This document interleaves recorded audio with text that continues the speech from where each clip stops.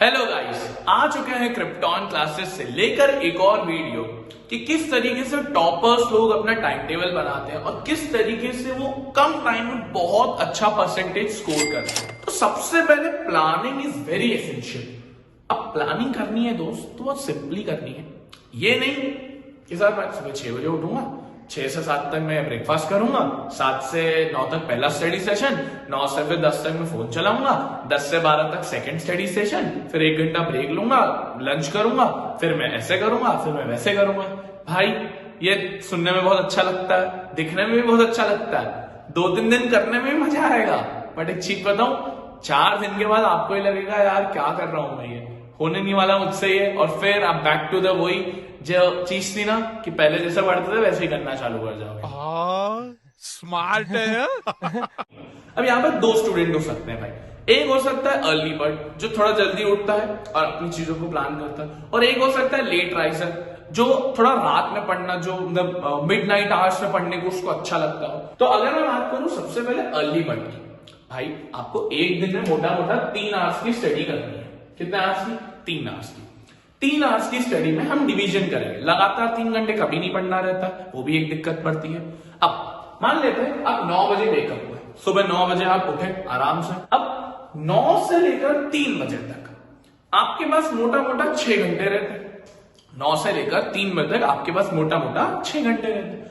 उन 6 घंटे में से मात्र आपको 2 घंटे स्टडी करनी है। कितने घंटे? 2 घंटे। अब आपके ऊपर है कि आप कौन से टाइम को पिक करते हैं। आपकी इच्छा तो आप 9, 9:30 बजे रेडी होके तब पढ़ना चालू कर दो, या आपकी इच्छा तो 11 बजे पढ़ो, 12 बजे पढ़ो, 1 बजे पढ़ो, बट मेक श्योर 9 से लेकर 3 बजे तक के बीच में 2 घंटे की स्टडी सेशन कंप्लीट होगी। अब मैं अगर 10th की बात करूं तो 10th में आप सोशल को पिक कर सकते हैं, वो सबसे बढ़िया चीज है। आप साइंस में कुछ केमिस्ट्री या बायोलॉजी वाला रह सकते हैं क्योंकि फिजिक्स प्रैक्टिकल हो जाएगा। आप अगर 12th क्लास के अंदर है तो अगर आप जेई नीट के लिए प्रिपेयर कर रहे हैं तो 12th के लिए भी सेम चीज हो जाएगी। क्या बायोलॉजी हो गया अगर नीट के लिए है, पीसीएम के लिए तो आप थोड़ा सा केमिस्ट्री का याद करने का देख लीजिए। अगर आप कॉमर्स के स्टूडेंट हैं क्लास 12th में तो आप एक काम करिए, बिजनेस स्टडीज उठा लीजिए, इंडियन इकोनॉमिक डेवलपमेंट उठा लीजिए 12th में। ये थ्योरी सब्जेक्ट्स आप अगर 1 घंटा अच्छे से पढ़ते हैं तो हमारा माइंड एकदम काम होता है। अब सर पढ़ने का तरीका क्या होता है ये भी तो बता दीजिए। कैसे लाइन बाय लाइन रीड करते हैं, नोट्स पढ़ते हैं? नहीं, वो हम नेक्स्ट पार्ट में देखेंगे, सेकंड इसके पार्ट में। अभी हम सिर्फ टाइमिंग को डिस्कस कर रहे हैं। तो आपके 2 घंटे में पहला स्लॉट थ्योरी सब्जेक्ट को दे दिया, सेकंड स्लॉट आपको प्रैक्टिकल को देगा। फॉर एग्जांपल 10th में आप मैथ्स को दे सकते हैं, फिजिक्स को दे सकते हैं, 12th में आप अकाउंट्स कर सकते हैं, मैक्रो इकोनॉमिक्स का पार्ट हो जाएगा, वो प्रैक्टिकल सब्जेक्ट्स है जहां पर आपको पेन घिसना पड़ेगा, आपको काम करना पड़ेगा, माइंड चलाना। अब भाई अब 2 घंटे कोचिंग से भी आ रहे हैं, मान लेते हैं आप 7 बजे तक कोचिंग तक फ्री हो गए। अब उसके बाद बस आपको 1 घंटा और स्टडी स्लॉट देना है। 2 घंटे हम यहां ऑलरेडी दे चुके हैं, 1 घंटा और स्टडी स्लॉट देना है आपको। 1 घंटे में हम अगेन प्रैक्टिकल सब्जेक्ट उठाएंगे दोस्त, क्योंकि ऊपर थ्योरी प्रैक्टिकल हो चुका है, नीचे एक प्रैक्टिकल और उठ जाएगा। May be it can be the physics, maths, commerce में अकाउंट्स, मैक्रो। फिर आप आराम से सो जाएंगे। इस तरीके से इफेक्टिवली 3 घंटे का स्टडी सेशन हमारा रेगुलर हो गया। भाई 3 घंटे का स्टडी सेशन सर बहुत कम है? नहीं, इफेक्टिव है, नो डाउट। अगर आप कोई कॉम्पिटिटिव एग्जाम के लिए प्रिपेयर कर रहे हैं, NTSC, JEE, NEET, CS, CS, ये अगर कॉम्पिटिटिव फील्ड्स की बात है तो यार ऑब्वियस सी बात है वहां 3 घंटे स्टडी सेशन वर्क नहीं करेगा। वहां तो आपको अपना टाइम ड्यूरेशन बढ़ाना पड़ेगा, 8 आवर्स, 9 आवर्स, 10 आवर्स। तो वो आप अपने तरीके से एडजस्ट कर सकते हैं। बट ऑन एन एवरेज अगर कोई स्टूडेंट 10th और 12th के अंदर है तो उसके लिए ये बेहतर है। 3 घंटे ऐसे स्टडी हो जाएगी, 2 घंटे कोचिंग में, 5 आवर्स ऑफ इफेक्टिव स्टडी। और हम ये एक दिन थोड़ी ना करेंगे, हम ये महीनों तक करेंगे और हमारा कोर्स, लेंथ, लाइन सब सिंपली हो जाएगा। ये तो अर्ली बर्ड का था। अब अगर लेट राइजर की बात करें कि भाई सर मुझे तो रात में पढ़ना अच्छा लगता है, मैं तो दिन में मस्ती मारता हूँ, गेम में खेलता हूँ, फिर मैं रात में आराम से बढ़िया स्टडी होती है, शोर शराबा भी नहीं होता, तो भाई उसके लिए अपना टाइम टेबल है। मान लेते भाई आप 2 बजे वेकअप हो, 2 बजे उठ रहे हो, भाई सो गई 5 बजे तो 2 बजे तो कम से कम उठोगे। हाँ नो डाउट आपका ब्रेकफास्ट खत्म हो गया, डायरेक्ट लंच की बात की। 2 बजे के बाद आपको 1 घंटा स्टडी करनी है। एक स्लॉट में थ्योरी सब्जेक्ट उठेगा आपका, ये आपको याद रखना, वही थ्योरी जो रहती है। 5 बजे तक ये डन मान लेते हैं कि 5 बजे तक आपका ये हो गया। उसके बाद आपके अगेन जो उधर था 2 घंटे की कोचिंग, अब 8 बजे तक फ्री हुए, 9 बजे तक भी फ्री हुए, चलिए 9 बजे तक फ्री हुए, आपने अपना फोन चलाया, डिनर किया, वगैरह वगैरह चीजें करी, आप लगेंगे 11 बजे। 11 बजे से लेकर 3 बजे तक रात के मिडनाइट में, एएम में 4 घंटे रहते हैं। इन 4 घंटे में से 2 घंटे स्टडी होनी चाहिए। पहले स्लॉट में प्रैक्टिकल सब्जेक्ट उठ जाएगा, सेकेंड स्लॉट में भी प्रैक्टिकल उठेगा।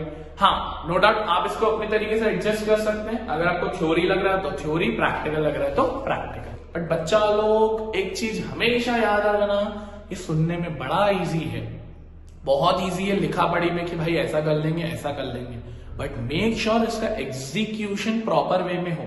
अगर इसका एग्जीक्यूशन प्रॉपर वे में नहीं होगा तो ये सारी मेहनत वेस्ट है। हमने टाइम टेबल तो देख लिया, अब देखते हैं कि भाई एक्चुअली में थ्योरी सब्जेक्ट को पढ़ने का सबसे इफेक्टिव वे क्या हो सकता है, कि थ्योरी सब्जेक्ट किस तरीके से किया जाए। यार देखो, थ्योरी सब्जेक्ट बोरिंग होता है, आई नो, कोई नई बात नहीं है। बोरिंग सब्जेक्ट को पढ़ने का तरीका अगर स्मूथ हो तो हमेशा चीजें एकदम बढ़िया चलती है।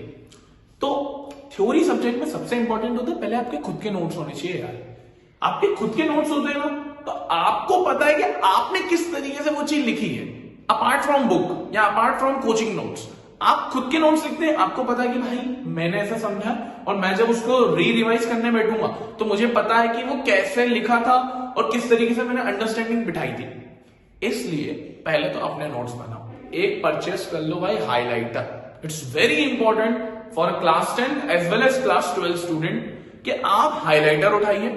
हाइलाइटर से जो भी इंपॉर्टेंट है, मे बी वो नाम हो सकता है, मे बी वो डेट हो सकती है, मे बी वो इवेंट हो सकता है, या कुछ एक अदर नेम हो सकते हैं, उन सब को हाईलाइट करना इज वेरी एसेंशियल। आप जब हाईलाइट करते हैं डिफरेंट डिफरेंट कलर से, तो आपको एक चीज दिखती है कि यार वो इंपॉर्टेंट है, आपका ध्यान जाएगा उसके ऊपर। आप जब उसको रिवाइज करने बैठेगा आपका ध्यान जाएगा। अब बहुत बच्चे एक गलती और भी करते हैं, वो गलती क्या करते हैं, नोट्स बना लिए, पहली बार रिवाइज कर लिया, फिर भूल गए, बोले भाई अब तो ठीक है याद हो गया, अब उसको छोड़ देते हैं। भाई 10 दिन के बाद वापस भूल जाओगे, फिर वही वापस से उठाओगे, वापस से पढ़ने बैठोगे, इतना टाइम थोड़ी नहीं। इसलिए कहते हैं थ्योरी सब्जेक्ट को रोज रिवाइज करना जरूरी है। अगर आप उसको रोज रिवाइज नहीं करेंगे तो हम भूलते चले जाएंगे चीजों को। तो देखिए, prepare your own notes, highlight important points, और जितना ज्यादा आप रिवीजन करेंगे उतना आपका प्रिपरेशन और स्ट्रांग होता जाएगा। नहीं तो अगर एक बार पढ़े फिर उसको छोड़ दिए तो हार्ड वर्क, फिर वापस तो उठाओगे, इतना टाइम थोड़ी ना भाई, दूसरे भी तो सब्जेक्ट हैं। और अगर ऐसे किया रोज रेगुलर बेसिस पे हमने पढ़ते गए, आपका स्मार्ट वर्क क्या रहेगा। और आजकल स्मार्ट वर्क ही चलता है भाई, गरीब के पास भी 24 घंटे, अंबानी के पास भी 24 घंटे ही है। और अगर कोई डेट्स है, जैसे सोशल में बहुत सारी डेट्स होती है, इंडियन इकोनॉमी में 12th में बहुत डेट्स होती है, तो आप एक चार्ट बना लीजिए, और जहां पर भी आप पढ़ते हैं स्टडी टेबल, आपके उसकी वॉल के ऊपर वो चार्ट लगा दीजिए। जो आपको इंपॉर्टेंट डेट्स लगे आप उसको चार्ट में लिखिए, आप उसको देखते रहेंगे, आपको पता चल जाएगा।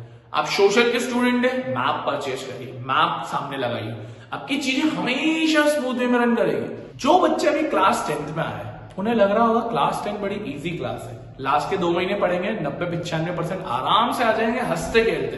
बट दोस्त ऐसा एक्चुअली में नहीं है।